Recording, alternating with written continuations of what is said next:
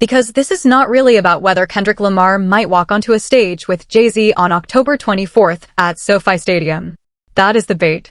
The real story is why DJ Akademiks even floated it the way he did, why Drake's 40th birthday suddenly became part of the conversation, and why so many people are pretending this would just be another cute little concert surprise instead of a full cultural power move. Jay-Z adding that second Los Angeles date is already loud. Kendrick Lamar being the one name instantly attached to it is louder. But the part people keep skating past is that when those two names start circling each other in public again, the pressure does not just hit one rapper's ego. It hits the whole media ecosystem built around crisis, subliminals, allegiance, and manufactured confusion.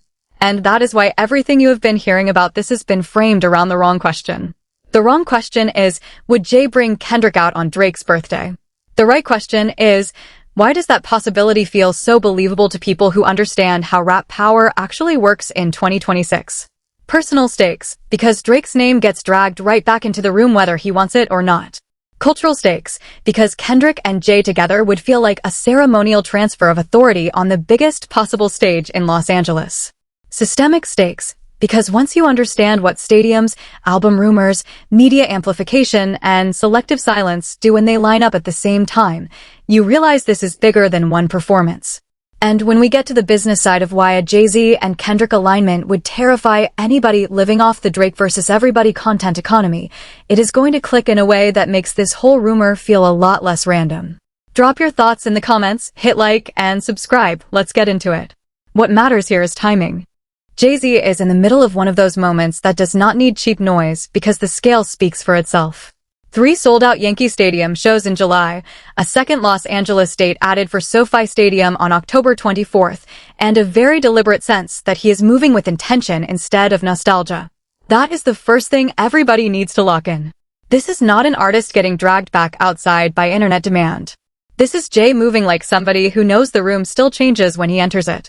And in that kind of moment, every rumored guest, every possible collaboration, every sideways comment from the streaming class starts carrying extra voltage. That is why Kendrick Lamar's name landing in this conversation is not small talk. Kendrick is not just another future possibility. In Los Angeles, in the post-beef landscape, in a climate where every move gets decoded as strategy, Kendrick represents cultural endorsement, competitive pressure, and symbolic authority all at once. If he appears, that does not read like fan service. It reads like a statement. And then you add Drake to the equation, and that is where the internet starts malfunctioning. Not because anybody has confirmed some elaborate birthday ambush, and let's be clear, nobody serious has confirmed that. But because Drake's name has become the shortcut for every unresolved tension in rap right now. Musical stakes are obvious. If Jay-Z really does have new music coming, and if Kendrick is anywhere near that orbit, suddenly 2 of the most respected pens in rap are back in the active conversation at the same time.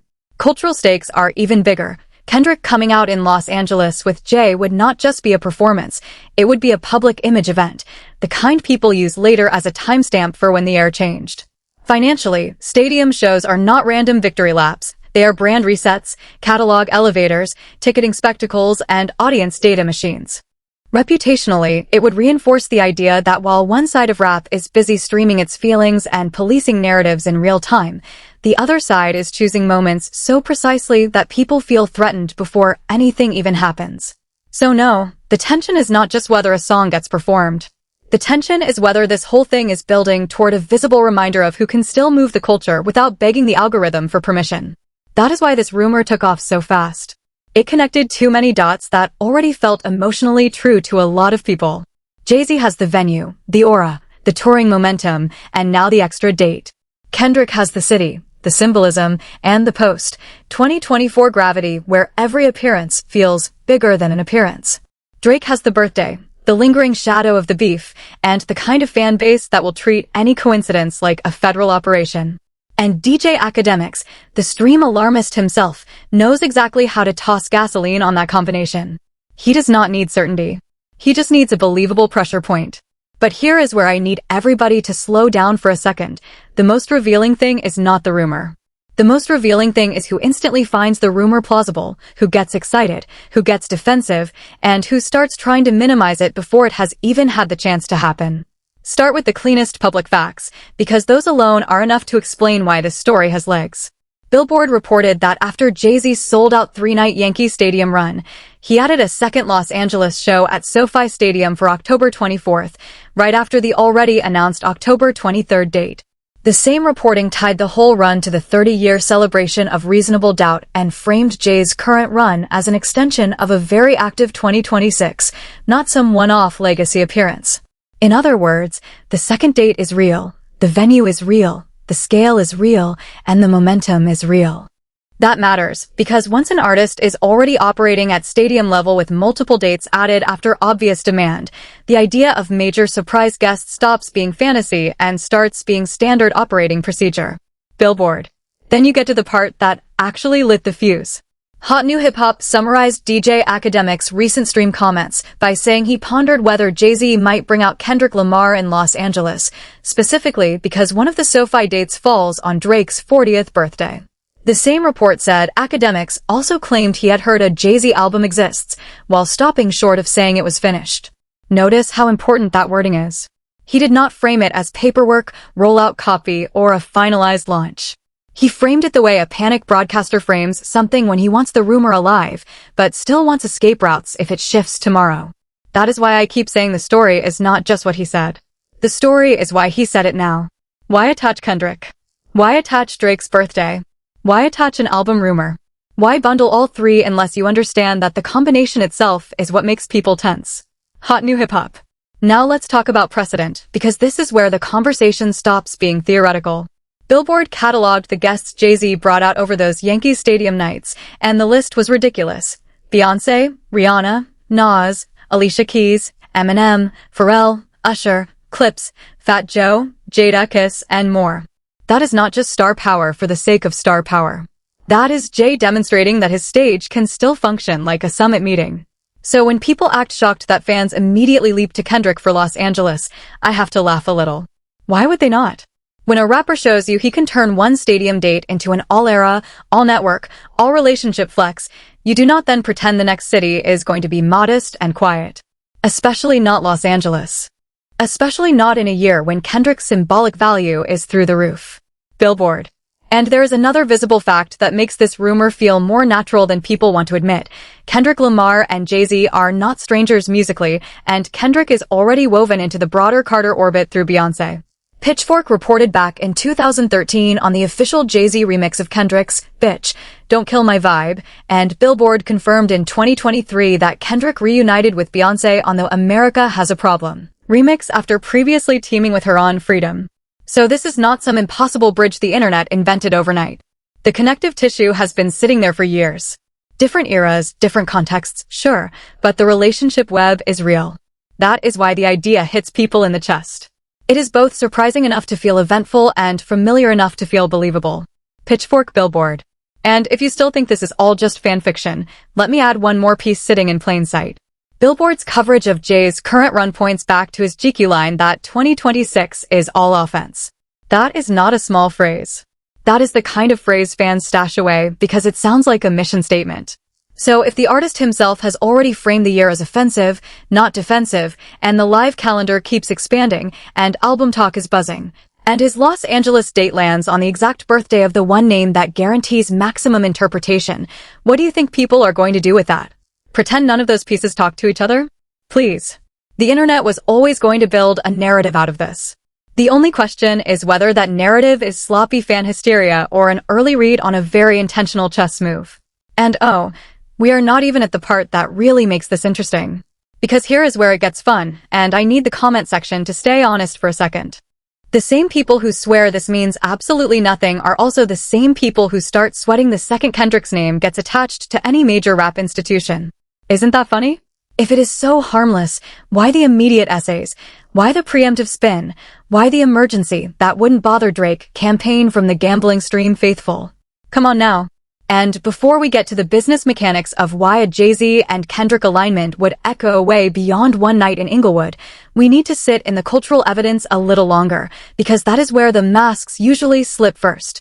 The biggest tell might actually be older than this SoFi rumor. Revolt reported on DJ Akademiks reacting to Kendrick Lamar being chosen for the 2025 Super Bowl halftime show, and what did the panic broadcaster do? He framed it like Jay-Z and Roc Nation had strategically set Kendrick up to deliver a final blow against Drake. Jay-Z, in his official praise, called Kendrick a once-in-a-generation artist whose work transcends music and influences culture globally. Akademiks responded by turning that into a feud map and practically screaming that Jay had set up the play. Now stop right there. Whether you agree with him or not is almost beside the point. What matters is that even he understands the symbolism.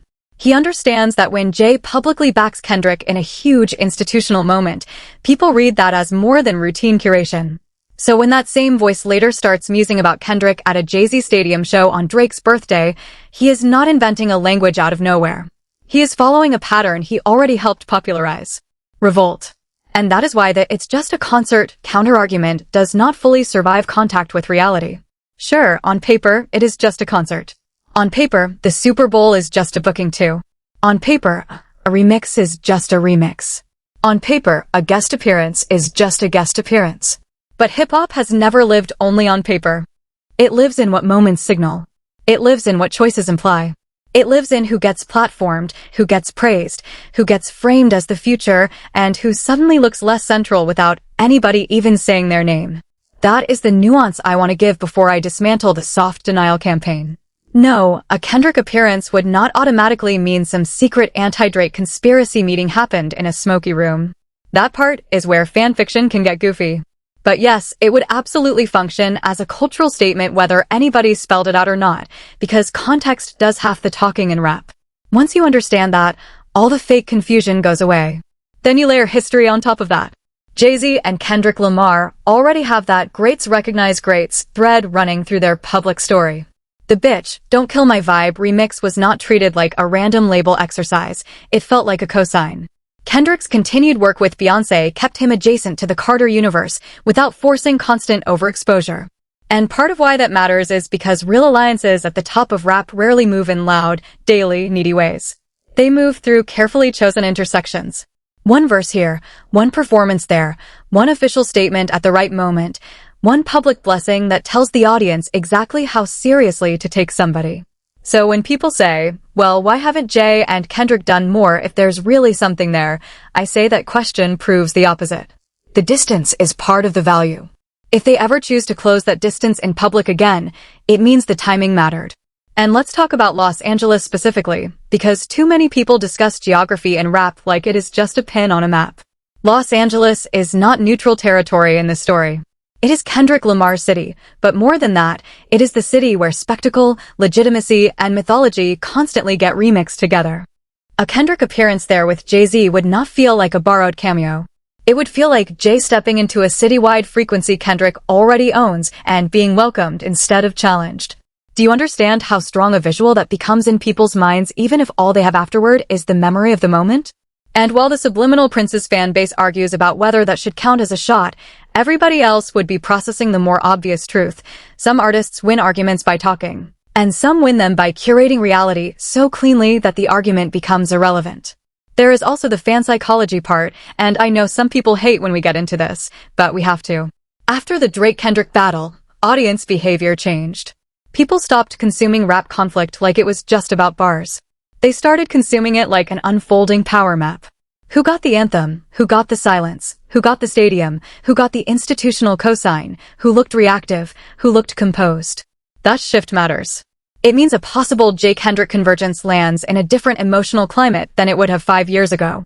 The fans are primed to interpret hierarchy, not just lyrics. So if you are one of the people whose brand depends on flattening everything back into nothing to see here, you're already behind the audience. Now here comes the gear shift, because if we leave this at the level of fandom and symbolism, we miss the real machine underneath it. Concerts like this are not just concerts. Stadium dates are narrative infrastructure. They are where catalog value, touring economics, sponsorship confidence, media amplification, and artist hierarchy all get compressed into one night and then sold back to the public as a memory. The reason an October 24th SoFi date matters is not only because fans might lose their minds over a surprise guest. It matters because a stadium show is one of the few places in music where legacy, current relevance, and future positioning can be staged simultaneously. If Jay-Z walks into Los Angeles with the city already buzzing about album rumors after a summer of proving demand in New York, he is not just performing songs. He is reasserting market position. That leads to the first systemic angle, live event economics. A stadium artist is not judged the same way a streamer is judged. Streaming rewards frequency, constant visibility, and immediate emotional responsiveness. Stadium economics reward scarcity, trust, and the promise that if you buy a ticket, you are purchasing significance. That is why one major appearance from Kendrick Lamar alongside Jay-Z could outweigh weeks of live stream chatter in terms of cultural impact. One format is built to flood attention. The other is built to concentrate it. And in this era, concentrated attention often ages better. The clips travel longer, the headlines hit harder, the catalog lift lasts wider, and the audience starts updating its internal rankings without needing anybody to announce a winner. That is what scares the panic broadcaster class, not just that a moment happens, but that the moment keeps compounding after the night is over. The second angle is institutional curation, and this is where Jay-Z becomes uniquely dangerous as a public ally. Jay is not only an artist. He is also a gate-adjacent figure whose choices get interpreted as broader cultural judgments. Whether it is festival adjacency, league relationships, luxury partnerships, brand-safe prestige, or the halo effect that comes from a Roc Nation ecosystem, Jay's endorsements do not feel like random compliments. They feel like placement. When he publicly called Kendrick a once-in-a-generation artist around the Super Bowl moment, that was not just praise in a vacuum. That was institution-level language attached to a rapper who had already proven he could move the conversation from the street to the arena to the mainstream stage without diluting himself. So if Kendrick appears at SoFi, the subtext is not just, "Here is my guy." The subtext is, "Here is the artist I am comfortable placing beside my own legacy in a stadium setting." That is an enormous signal. And the third angle is media incentive, which might be the dirtiest one of all. There are entire pockets of rap commentary that profit more from instability than clarity. Think about it. If Jay and Kendrick stay separate, the stream alarmists can keep milking rumor, resentment, and theoretical matchups. They can keep asking whether Jay is really outside, whether Kendrick is really active, whether Drake still controls the center, whether any alliance is real. Uncertainty feeds them. But a large public moment can collapse uncertainty. Not eliminate debate, no, but collapse the range of possible spins. If Jay-Z and Kendrick share a stage in Los Angeles at that exact cultural moment, the story becomes less speculative and more visual in people's minds, more fixed, more memorable, more annoying to anybody who needed ambiguity to survive. That is why the rumor itself became content before the event even exists. The content economy senses the threat of resolution and rushes in early to manage the audience reaction. And this is where the album rumor becomes strategically important whether it is finished or not. A rumored Jay-Z album does not need a release date to affect the market. It only needs enough credibility that fans, bloggers, streamers, and industry people start recalibrating for the possibility. Suddenly every show is read like rollout theater. Every guest is read like alignment. Every quote is read like foreshadowing. That changes how a stadium appearance functions. It stops being a standalone concert and starts acting like a chapter in a wider campaign. If Akademiks really is hearing that an album exists, even in unfinished form, then floating Kendrick's name next to the SoFi date does two things at once. It amplifies fear and it tests public appetite. And if the public response is explosive, guess what that tells every decision maker around the situation? That the market is emotionally ready for something bigger. Now let me give one more layer people often ignore: catalog politics. Jay-Z and Kendrick Lamar occupy a lane where the value is not just in first-week numbers. The value is in how their work ages, how their names signal quality control, how institutions, critics, older fans, and younger aspirational rappers all talk about them. That kind of prestige can convert into touring leverage, sync leverage, platform leverage, and legacy leverage. Drake's genius has often been scale and omnipresence. Kendrick's genius has been event gravity and narrative authority. Jay's genius is that he can still make the room feel historic. Put those pieces together and the threat becomes obvious. If Jay and Kendrick visibly align, even for one song, it strengthens a model of rap power that does not depend on constant output or internet saturation. It says the center of gravity can still be controlled by people who choose their spots and then make those spots feel permanent. So here is the truth bomb, and this is the part a lot of people are dancing around because saying it too clearly would force them to admit why they are uncomfortable. The real fear is not that Kendrick Lamar might perform with Jay-Z on Drake's birthday. The real fear is that such a moment would publicly confirm that the post-beef hierarchy has hardened more than Drake's media defenders want to admit. It would suggest that Kendrick is not just the rapper who won a battle in popular opinion. He is the rapper top-level institutions, elite peers, and legacy power players are most comfortable positioning at the center of the culture right now. That is much more damaging than one diss song, because diss songs can be debated. Placement is harder to debate. Once the stadium happens, once the name appears, once the crowd reacts, once the headlines start framing the night, the argument gets dragged out of theory and into memory. And if Jay-Z really does have new music in motion, that truth gets even sharper. Because then the hypothetical collaboration is not just nostalgia bait or internet provocation. It becomes a coalition. A statement that the older architect and the current standard bearer can touch the same frequency and instantly redirect the conversation. That would be terrifying for the people who live off fragmenting attention into tiny daily arguments. Why? Because coalitions simplify the map. They make it harder to pretend all influence is equal. They make it harder to argue that every platform has the same weight. They make it harder to rescue narratives with endless talking points. The panic broadcaster can stream for 6 hours. The gambling stream emperor can drop another vague line. The loyalists can type through the night, and it still would not change what one unmistakable public alignment would mean. Now I want to be clear about one thing, because I do not do the sloppy version of this. I am not telling you a secret Kendrick J album is finished. I am not telling you some backstage revenge plot has been proven. I am not telling you October 24th is guaranteed to become rap's version of a season finale. That would be reckless. What I am telling you is that the available facts, the timing, the prior public statements, the institutional history, and the media behavior around this rumor all point to one uncomfortable conclusion. Too many people are reacting like the possibility alone could reset the board. And when people react that way before an event exists, that usually means the symbolism is already stronger than the denial. That is why this story feels so tense. It is not built on certainty. It is built on credibility plus consequence. And that combination can shake an entire conversation. Which brings us back to Kendrick Lamar, because through all of this noise, he remains the calmest figure in the whole equation. That matters.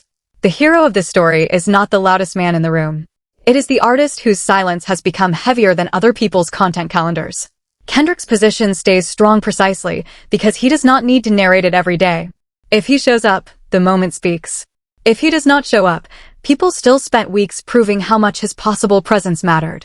Either way, the leverage is his. And Jay-Z's role in this only sharpens that. Jay does not need Kendrick to validate his legacy. Kendrick does not need Jay to validate his talent. But if they choose to intersect anyway, the message is powerful because it is optional, not desperate. That is why the villain energy around this whole thing feels so revealing. While the panic broadcaster is spinning every possibility into emergency content, Kendrick keeps looking like the one artist whose value rises even when he says nothing. While the subliminal Prince's ecosystem keeps trying to decide whether a hypothetical stage appearance should count, Jay keeps stacking actual stadium moments and reminding everybody that some careers do not need to sprint for attention because they already trained the room to come to them. And that is the cleanest contrast in this entire story. While one side is trying to manage perception in real time, the other side is building moments so big they manage perception by themselves. That is not just a win. That is a different tier of control. So if you ask me where this leaves the board right now, I think it leaves Kendrick and Jay in the strongest possible place, above the noise, inside the speculation, and somehow still in command of the emotional temperature without confirming much of anything. That is elite positioning. It means the audience is doing the work for you. It means your peers' statements matter more. It means one added concert date can feel like a power move. It means even your rumored decisions expose who is secure and who is not. And if October 24th comes and Kendrick does step out beside Jay-Z in Los Angeles, the reaction will not just be about music. It will be about recognition. It will be the culture acknowledging, in real time, who still makes a moment feel consequential. And this is why I keep saying this is only the start. There are at least 2 concrete developments everybody should be tracking from here. First, whether the SoFi buildup starts getting louder with more guest speculation, more rollout language, or more hints about what Jay's Los Angeles set is supposed to represent. Second, whether the Jay-Z album chatter gets any firmer, because the second that rumor moves from it exists to it is coming, every single theory around Kendrick gets 10 times hotter.